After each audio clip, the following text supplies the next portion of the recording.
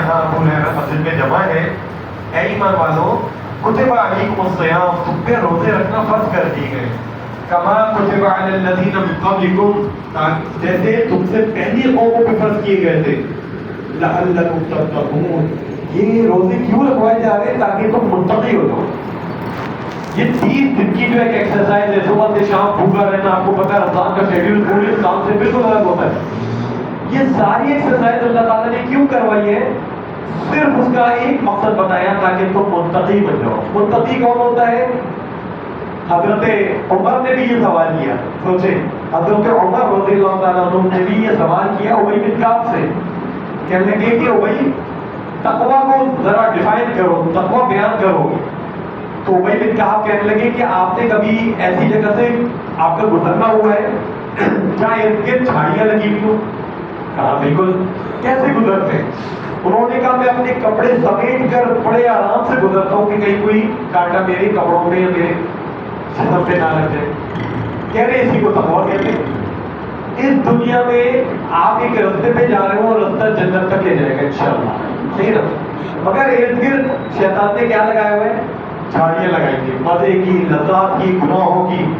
آپ نے ہر قدم اٹھاتے وقت یہ خیال کرنا ہے کہ کہیں شیطان کی کوئی بھی چوٹ مجھے نقصان نہ پہنچا دے۔ تو یہ تقویٰ اس کو کہتے ہیں۔ نبی صلی اللہ علیہ وسلم سے پوچھا گیا تقویٰ کے متعلق، تو نبی صلی اللہ علیہ وسلم نے اس تقویٰ کا مقام بھی بتا دیا، تقویٰ کہاں ہوتا ہے۔ نبی صلی اللہ علیہ وسلم نے فرمایا التقویٰ ہا ہونا، التقویٰ ہا ہونا، تقویٰ یہاں پہ ہوتا ہے، دل پہ ہوتا ہے۔ محترم بھائیوں، اب جو میں بات کرنے لگا ہوں ہو سکتا ہے کچھ بھائیوں کو پسند آئے، مگر اللہ کے واسطے اس کو سنیے گا، سمجھیے گا۔ تقویٰ دل میں ہوتا ہے، اور ہم یہ دیکھتے ہیں کہ رمضان بھی گزر جاتے ہیں، ہماری تراویحیں بھی گزر جاتی ہیں، پورے روزے بھی رکھتے ہیں، مگر ہمیں وہ کیفیت حاصل نہیں ہوتی تقویٰ کی جو اللہ تعالیٰ ہم سے چاہ رہے ہیں۔ جیسی چاند دکھتا ہے ہم بھی چاند بن جاتے ہیں مسجد والوں کے لیے، ہم بھی کئی نیک کاموں کے لیے چاند بن جاتے ہیں۔ ماشاءاللہ تراویح پوری 30 دن پڑھتے ہیں، 30 راتیں پڑھتے ہیں، مگر اس کے بعد قیام اللیل جو پورے سال وہ ہمارے لیے بہت ہی مشکل کام ہو جاتا ہے۔ ہم خیرات کے موقع میں پیچھے آ جاتے ہیں کہ تقویٰ کیوں لوڈ نہیں ہو پاتا؟ محترم بھائیوں، اس کی کئی وجوہات ہیں، میں ایک بڑی اہم وجہ بتاؤں گا۔ وہ وجہ اگر سمجھ گئے انشاءاللہ تو میں یہ بھی گارنٹی دیتا ہوں کہ انشاءاللہ ہم لوگوں کے ہزاروں روپے بچ جائیں گے، ہزاروں روپے بچ بھی جائیں گے انشاءاللہ۔ تقویٰ بھی حاصل ہو جائے گا اور ہزاروں روپے بھی بچیں گے۔ محترم بھائیوں، جب یہ دل کمزور ہے تو بتائیے اس پہ بیٹھنے والی چیز تقویٰ وہ کیسے بیٹھ پائے؟ سواری کمزور ہو تو سوار کیسے بیٹھے گا؟ ہم سب کے دل کمزور ہیں، روحانی لحاظ سے بھی اور جسمانی لحاظ سے بھی۔ آپ بتائیے، یہاں بزرگ بھی بیٹھے ہیں، آپ لوگوں نے سنا ہوگا جب بچپنا تھا ہمارا، کوئی دل کے مریض ہم سنتے تھے تو بہت ہی مشکل سے پتہ چلتا تھا فلاں بزرگ جو ہے نا وہ دل کے مریض ہیں۔ آج بتائیں دل کے مریض کم ہو رہے ہیں یا زیادہ ہو رہے ہیں؟ آج ڈائبٹیز شوگر کے پیشنٹ زیادہ ہو رہے ہیں یا کم ہو رہے ہیں؟ کوئی اس وقت یہاں بیٹھ کے کوئی دعویٰ کرے گا کہ نہیں الحمدللہ میں تمام بیماریوں سے پاک ہوں؟ محترم بھائیوں، ہم سب بیمار ہیں، کچھ کو اپنی بیماریوں کا پتہ چل چکا ہے اور کچھ کو بھی پتہ ہی نہیں چلا، ڈائگنوز نہیں ہوئی، اچانک کسی وقت اللہ تعالیٰ نے اس جھٹکے سے محفوظ رکھے ہمیں پتہ چلے گا سب بیمار ہیں۔ کیا بات ہے اس نبی کے امتی کہ جس نبی کے شہر مدینہ میں اگر آپ سے 1450 سال پہلے گھومے، کسی گھر میں مشکل سے کوئی بیمار ملتا تھا، ڈھونڈنے سے بیمار ملتا تھا۔ آج اسی نبی کے امتیوں میں کسی گھر میں کوئی صحت مند نہیں ملتا۔ کراچی کا کوئی ایسا گھر ہے جس میں دوائیں موجود نہ ہو؟ کوئی دعویٰ کر سکتا ہے کہ میرے گھر میں کوئی دوا نہیں، کوئی سیرپ نہیں ہے، پیراڈول نہیں ہے، بروفن نہیں ہے، فلاں نہیں؟ محترم بھائیوں، دوائیں بھی ہمارے گھر میں موجود ہیں، ہم ڈاکٹروں کے پاس بھی جا رہے ہیں، ہم میڈیکل اسٹور کے خرچے بھی لگا رہے ہیں۔ وہ امت جس سے اللہ تعالیٰ نے دین کی اقامت کا کام لینا تھا، دعوت کا کام لینا تھا، جہاد کا کام لینا تھا، کوئی بیچارہ ٹیسٹ کروانے کے لیے لائن میں کھڑا ہوا ہے، ڈاؤ لائن کے سامنے کھڑا ہوا ہے، کوئی میڈیکل اسٹور میں، کوئی ہاسپٹل میں، اتنی بیمار امت، یہ محمد کی امت صلی اللہ علیہ وسلم۔ محترم بھائیوں، کیسے ہو گیا یہ سب؟ کبھی سوچا ہے؟ آپ ایک اور کیجیے گا، اللہ تعالیٰ نے ہم پہ جو احکامات فرض کیے نا، نماز، روزہ، حج، جہاد۔ نماز تو وہ عمل ہے جس کے بغیر کوئی بندہ بھی کافر ہو جاتا ہے، نماز چھوڑی کافر، نبی صلی اللہ علیہ وسلم نے کہا۔ حج لے لیجئے، روزہ لے لیجئے اور جہاد لے لیجئے، فرض ہے نا سب پہ۔ آپ دیکھیں گے کہ اللہ تعالیٰ نے بیمار بندے پہ اس کو ہٹا دیا۔ روزہ رکھنا ہے مسلمانوں کو پہ فرض ہے، اللہ تعالیٰ میں تو بیمار ہوں، اچھا آپ پہ فرض نہیں ہے۔ جہاد کتب علیکم القتال تم پہ فرض ہے جہاد، اللہ تعالیٰ میں بیمار ہوں، آپ پہ بھی فرض نہیں آ جائے گی۔ حج بیمار شدید، آپ پہ بھی فرض نہیں آ جائے گی۔ اللہ تعالیٰ نے تو اپنے احکامات بھی بیمار بندے سے کروانا گوارا نہیں کیے۔ اللہ کو امت مضبوط چاہیے، ٹائٹ چاہیے۔ نبی صلی اللہ علیہ وسلم کی حدیث ہے کہ اللہ تعالیٰ کو قوی مومن پسند ہے۔ تو محترم بھائی آج کل ہم بیمار کیوں ہیں؟ بہت ساری وجہوں میں ایک وجہ سمجھ میں آئی جس کو میں ایک ہیڈنگ بنا لیتا ہوں، وہ یہ کہ ہم نے آج پیارے نبی صلی اللہ علیہ وسلم کی سنتوں کو چھوڑ دیا۔ صرف ایک وجہ، جب ہم اپنے پیارے نبی سے دور ہوتے جائیں گے اللہ کی قسم ذلیل ہوں گے، بیمار ہوں گے، لاوارث ہوں گے، سب کچھ ہوتا ہے۔ اور جیسے ہم 1450 سال پیچھے چلنا شروع کریں گے نا، اب کامیابی کی طرف لوگ کہتے ہیں نا آگے بڑھو، آگے دوڑ، ایڈوانس ہوتے جاؤ، ماڈرن ہوتے جاؤ۔ مومن کا معاملہ یہ جتنا 1450 سال پیچھے جائے گا اتنا ایڈوانس ہوگا، اتنا ماڈرن ہوگا، اتنا بہترین ہوگا۔ ایسی اب محترم بھائیوں کیا ہوگا؟ ہم روزے کس کے کہنے پہ رکھتے ہیں؟ نبی صلی اللہ علیہ وسلم کے کہنے پہ۔ کس ٹائم رکھتے ہیں؟ جو نبی صلی اللہ علیہ وسلم نے بتایا۔ کس ٹائم کھولتے ہیں؟ جو نبی صلی اللہ علیہ وسلم نے بتایا۔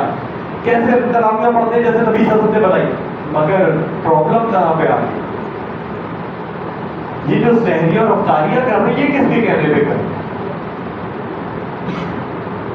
نبی صلی اللہ علیہ وسلم کی حدیث سے سنیے گا، نعم السحور المؤمن التمر، مومن کی بہترین سحری جو ہے وہ کھجور ہے۔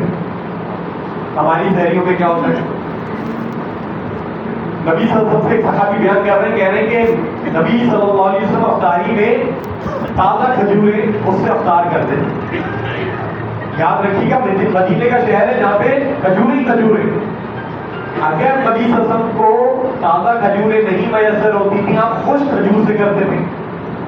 اور جب اس کائنات کے عالی شان ہستی کو، سب سے عالی شان ہستی کو خشک کھجوریں بھی نہیں ملتی تھی تو آپ پانی سے افطار کرتے تھے۔ آج ہماری افطاریاں کیسی، ہماری سحریاں کیسی؟ ہم لوگ کیا کھاتے ہیں، کیا پیتے ہیں؟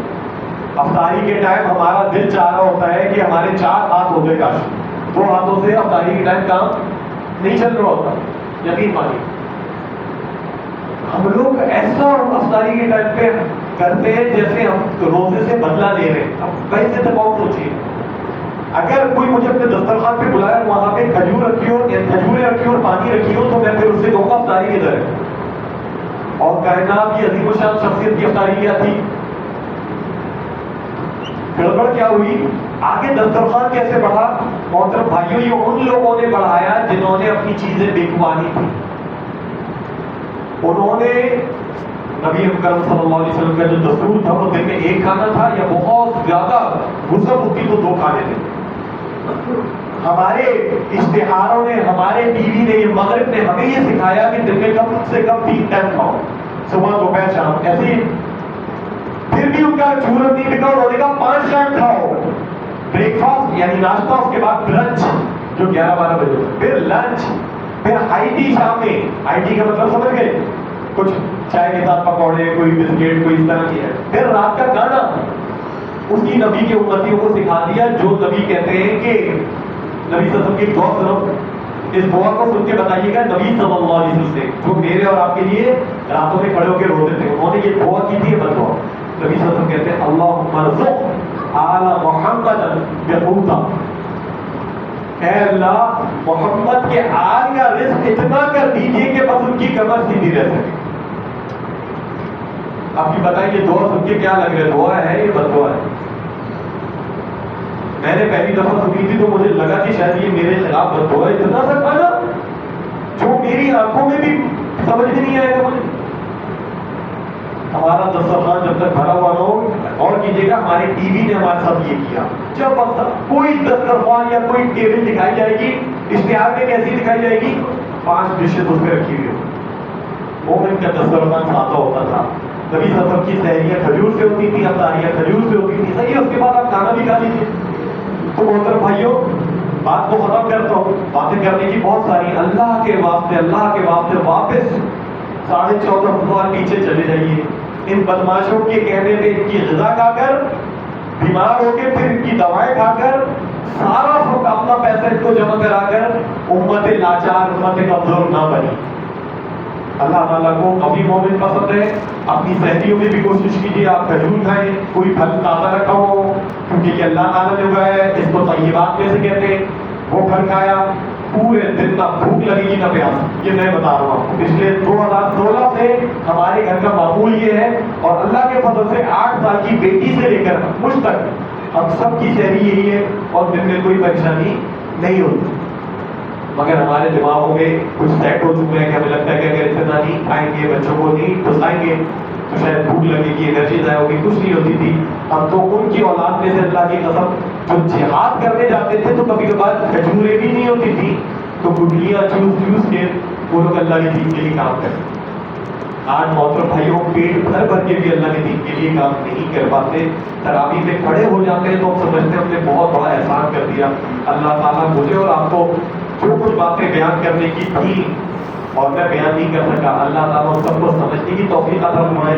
پہلی دفعہ آہستہ سے یہ کر کے دیکھیے کہ سحری اپنی ساتھی کر لیجیے, کوئی سالن روٹیاں یہ سارے ہم نے نکالیے, صرف کھجوریں, اور اگر بہت عیاشی چاہیے تو پھل رکھیے, لسی پی لیجیے چلے اگر آپ اپنے آپ کو ٹھنڈا کرنا چاہ رہے ہیں. اور اس طرح کر کے آپ آہستہ آہستہ چیزوں کو اپنے دسترخوان سے کم کیجیے.